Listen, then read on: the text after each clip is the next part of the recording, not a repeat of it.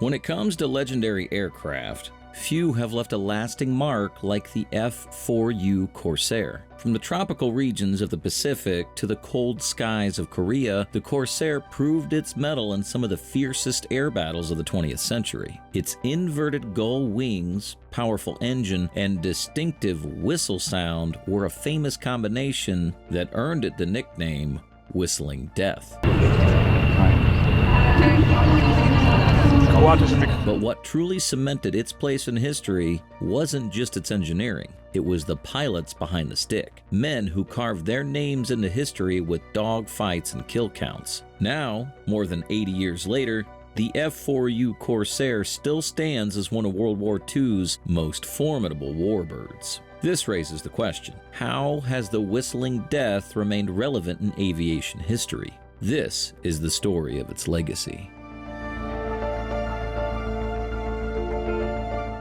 Like most aircraft from the 20th century, the F-4U Corsair was born out of a pressing need. As the 1930s drew to a close, the U.S. Navy sought a fast, carrier-based fighter that could dominate the skies. The world was on the brink of war, and air superiority was becoming critical to military strategy. Vought, an aerospace company with a reputation for innovation, took on the challenge. Their engineers weren't just looking to build a fighter. Their aim was to create something that would surpass everything else in the air.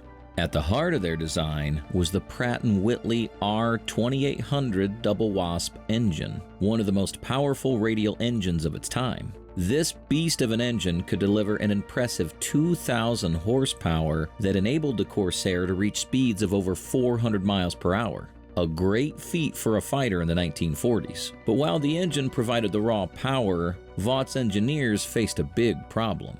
The massive 13-foot propeller required for such an engine couldn't fit into the typical straight-wing fighter design without lengthening the landing gear, which posed a major risk for carrier landings. To solve this, they developed the Corsair's most recognizable feature, the inverted gull wing design. By bending the wings downward near the fuselage and upward at the tips, the engineers could keep the landing gear shorter while accommodating the massive propeller. What resulted was a fighter that combined brute force with innovative engineering. A plane that could take off from a carrier deck, climb quickly, and strike fear into the hearts of its enemies. Perhaps what made the F-4U Corsair even more remarkable was its incredible speed. It wasn't just a fighter, it was a speed demon that redefined aerial combat. With the ability to exceed 400 miles per hour, the Corsair quickly became the fastest carrier-based fighter of its time. This speed allowed pilots to engage in high-stakes dogfights with the agility that outpaced their adversaries. However, it wasn't just the speed that made the Corsair a standout. Its range capabilities were equally vital. Designed for long missions over the vast Pacific, the Corsair could fly substantial distances without the need for refueling. When the F-4U Corsair first came out of Vaught's factories, it faced both doubt and hope. Despite its impressive design and powerful Pratt & Whitney R2800 engine, some naval pilots were concerned about its performance, especially for carrier use. These concerns were valid, as early test flights showed difficulties during landings. While the Corsair's speed and power were advantageous in combat, they became problems on crowded aircraft carrier decks. Its long nose blocked pilots' forward view and made it hard to judge altitude during landing. These challenges led to accidents that raised doubts about the Corsair's suitability. The Navy's initial decision to limit its use on carriers hurt the aircraft's reputation. However, the engineers at Vought and the Navy were committed to fixing these issues. They made changes, such as enlarging the tail and adjusting the landing gear angle.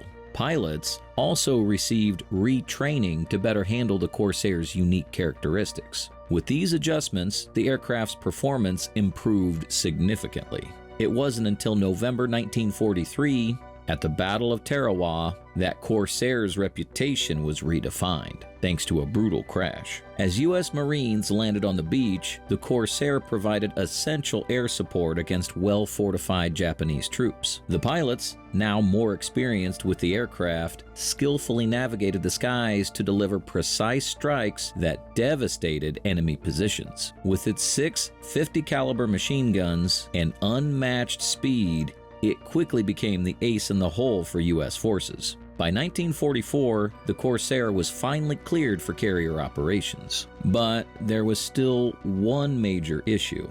It was notoriously difficult to handle. This was the challenge that Greg "Pappy" Boyington saw and turned to his advantage. A former member of the Flying Tigers, Boyington was a natural leader who secured his place in military history with his skill in combat. In 1943, Boyington took command of VMF 214, a squadron of hand-picked Marine Corps pilots as tough and determined as he was. Under his leadership, the Black Sheep Squadron earned a reputation for facing impossible odds, often flying into battle against Japanese forces in the Solomon Islands. It was no surprise that the Corsair, with its unique gull-wing design, became Boyington's aircraft of choice. Its speed, maneuverability, and powerful engine allowed him and other ace pilots to pursue and outfight Japanese Zeros in the air.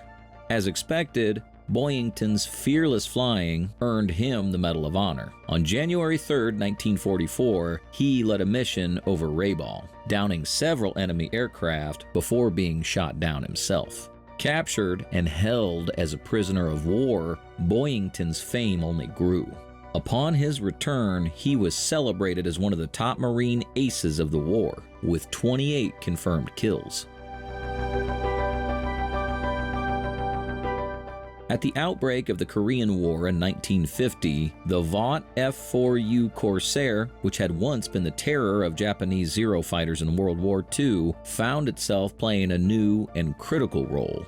No longer at the forefront of aerial dogfights, the Corsair adapted to the changing dynamics of warfare. With the introduction of fast jet fighters like the North Korean MiG-15, the Corsair had to shift its focus from air superiority to ground attack, where it excelled in providing close air support to U.S. and United Nations ground forces. In comparison to its wartime contemporaries like the P-51 Mustang, Supermarine Spitfire, and F-6F Hellcat, the Corsair remained a formidable aircraft, especially in ground attack roles. But the speed and maneuverability advantages of jet-powered planes like the MiG-15 created a whole new challenge. However, the Corsair wasn't completely outmatched by the MiG-15s. In fact, while it couldn't compete with the jet's speed and altitude, the Corsair's agility at lower altitudes and its heavy armament meant it could still engage in combat with enemy jets when necessary. In one notable event, U.S. Navy Corsairs even shot down a few MiG-15s.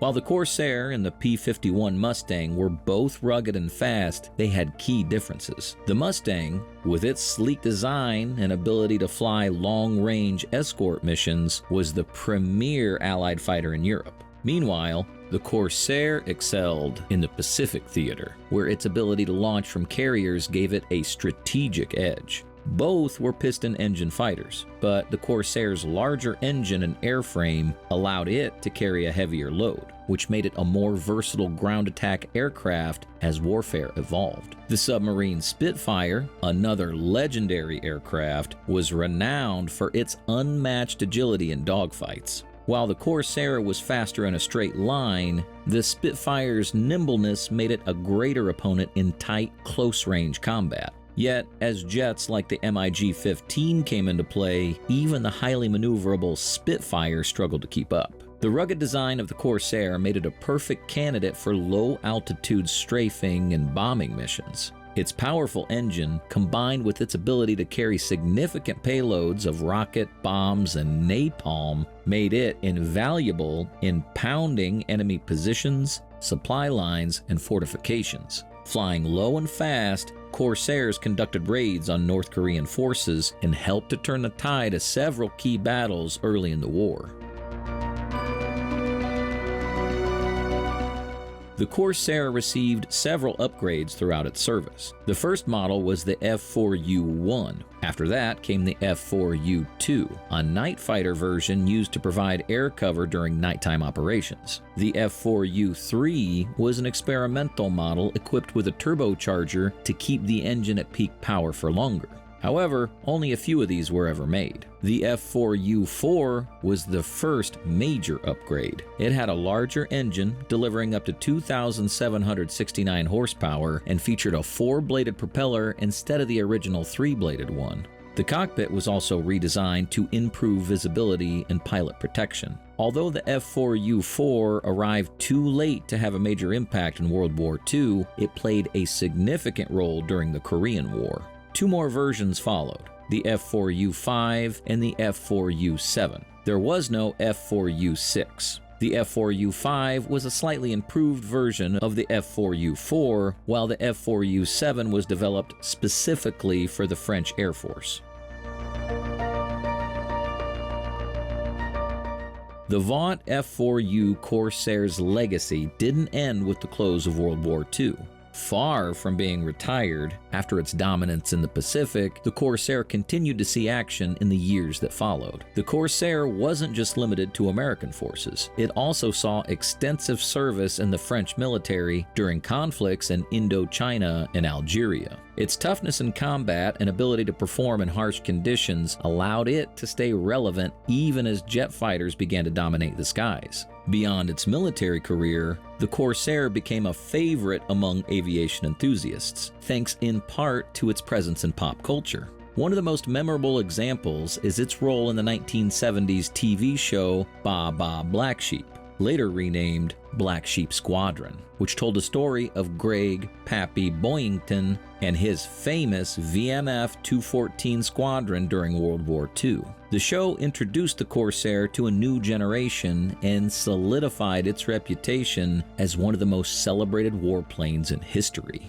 Today, the Corsair features prominently in aviation museums, air shows, books, films, and video games, where its distinctive design and historical significance continue to capture the imagination. From fierce dogfights to critical ground attack missions, the Corsair proved itself time and again, outlasting many of its rivals. But as we look back at its past, we're left to wonder, how would this legendary warbird have fared had it been born in the jet age?